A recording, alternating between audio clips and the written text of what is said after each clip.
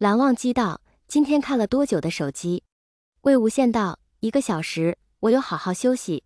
蓝忘机看着魏无羡眼下的乌青，没有拆穿他的话，只是说道：你要是不想在医院，我们就出院回家。魏无羡俩忙摇了摇头，说道：没，不用那么麻烦。蓝忘机喊了他一声魏婴。魏无羡了一声，蓝忘机继续说道：这不是麻烦，你要是不想在医院，我们就回家，有家庭医生，可以在家休息。魏无羡不知道为什么蓝湛心情就不好了，但是他还是说道：过几天不就是能出院了吗？蓝忘机道：那还有几天？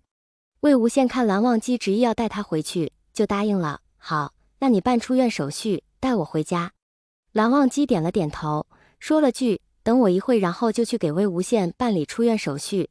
当下下午，蓝忘机就把魏无羡从医院带回了家。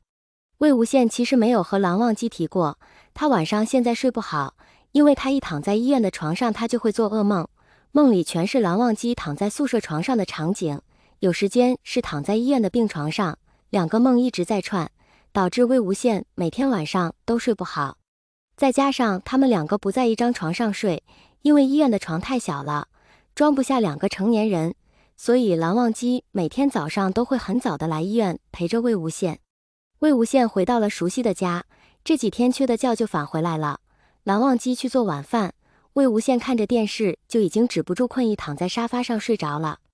蓝忘机出来的时候，魏无羡已经睡熟了，他的神色有些无奈。他早已发觉魏无羡在医院几天精神不佳，但是从未开口和他说过，就是知道他在医院休息不好，蓝忘机才执意带他回家。刚到家还没1个小时，这人已经躺在沙发上睡着了。蓝忘机把做好的饭菜放在了冰箱里，准备抱着魏无羡回床上睡。他一抱起魏无羡，魏无羡就轻轻地动了动，把脸埋在蓝忘机脖颈处，睡得更熟了，还轻轻地蹭了蹭，带着一些亲昵。这个动作是魏无羡之前就喜欢做的，每次蓝忘机抱他，魏无羡都喜欢把脸埋在他脖子那里，然后再用脸轻轻地蹭一蹭，有时候还会亲一下。蓝忘机抱着魏无羡回了神，他从这个不经意的小动作看到了之前魏无羡的影子。蓝忘机陪着魏无羡睡了一会，到了晚上10点多的时候，被魏无羡身上的温度惊醒了。魏无羡身上很烫，在他怀里睡着，蓝忘机一下子就能感觉出来。蓝忘机摸黑地碰了碰魏无羡的额头，一片滚烫，发烧了。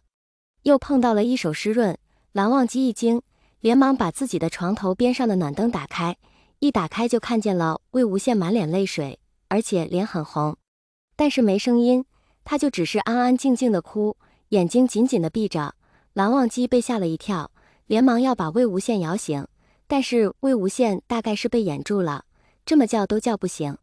魏无羡紧紧抓着蓝忘机胸前的衣服，安安静静的落泪，不一会就把蓝忘机胸口那一片衣服浸湿了。蓝忘机不敢轻易把他叫醒，只能轻声哄他：魏婴，睁开眼睛看看我。蓝忘机的额头贴着魏无羡的额头，浅色的瞳孔倒映着魏无羡的模样。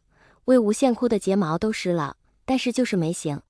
别哭了，怎么还是这么伤心，睡觉都在哭。魏无羡安静了下来，蓝忘机拿着纸巾把魏无羡脸上的泪痕擦干净，睫毛动了一下，闭着的眼睛缓缓睁开。不知道是不是还在梦中，也不知道是不是烧糊涂了，魏无羡的眼神迷茫混沌。他看着蓝忘机，眨了眨眼睛，似乎是在确定蓝忘机在不在。还在。魏无羡扬起一抹开心的笑意，他说：原来今天你这么好，在我梦里待了这么久。蓝忘机一愣，这是还没睡醒。魏无羡见蓝忘机不说话，他抱着蓝忘机就把头埋在蓝忘机的怀里，声音都带着笑：那你今天晚上能陪我睡吗？蓝忘机想去给魏无羡拿个体温计看看他到底烧到了多少度，但是现在又走不开。蓝忘机拍了拍他的后背，说道：可以。魏无羡拉住了蓝忘机的手，轻轻地抓着：反正是在梦里，我给你说说话好不好呀？我一醒过来你就走了。蓝忘机皱了皱眉，外面天色已经黑了，在考虑要不要带他再去一趟医院。他不知道魏无羡做了什么梦，让他在睡梦中伤心成那个样子。他说：睡吧，我不走。魏无羡笑了笑，眼睛越发的迷茫了起来。他打了一个哈欠，眼皮半垂着，随时都能睡着的模样。蓝湛，对不起啊，我真的超级喜欢你的。蓝忘机了一声，继续哄他睡觉。他信了。四周都是蓝忘机的檀香味，魏无羡觉得身体十分轻松，整个人都放松了下来，迷迷糊糊也不知道在说些什么。我当初出国不是躲你，我发现了我对你的感情，我有些害怕。声音很小，蓝忘机仔细听才听出来魏无羡在说些什么。我那个时候就喜欢你了，毕竟你那么好，第一次喜欢一个人有点没经验。蓝忘机认真听着魏无羡的呢喃，时不时的就一声。我想你爱1000多天，我每天都要想你好多遍。美国和中国差了12000公里，飞机要坐9个多小时。蓝忘机心里忽然有些酸，就这样安静的听魏无羡说话。也许这些话魏无羡第二天起来就不记得了，但是蓝忘机会一直记得。但是我见了你99次耶。蓝忘机拍着魏无羡背的手蓦然顿住，眼里带着惊诧，看着魏无羡的眼神里满是不可置信。我见到了你毕业的样子，你穿着学士服，戴着帽子，那么多人，我还是第一眼就看见了你，很帅，很好看。魏无羡的烧来的快去的也快，第二天就已经退得差不多了。蓝忘机躺在他身边，呼吸绵长。魏无羡睁开眼，看着身边躺着的蓝忘机，垂了眼睛。他轻轻地动了动，就被蓝忘机捞了回去，而且还按在了蓝忘机的怀里。惊喜来得太过于突然，一大早的心情十分的愉悦。再说了，他们两个已经和好了，能光明正大的和自己的男朋友睡在一张床上面，没啥大不了的吧。他昨天睡太早了，所以今天醒得挺早的，所以一早上魏无羡的精神气很足，难得的睡了一个好觉。充足的睡眠果然会让人的心情变好。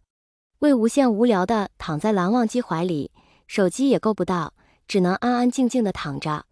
谁知道蓝忘机已经醒了，他先摸了摸魏无羡的额头，然后又用自己的眉头碰了碰魏无羡的额头，声音有些沙哑，退烧了。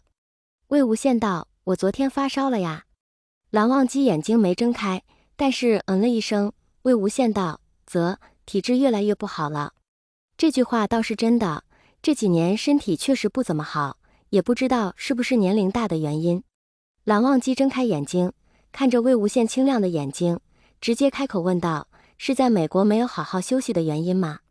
魏无羡没听出来这是什么意思，说道，没，除了应酬，我休息日都在好好休息啊。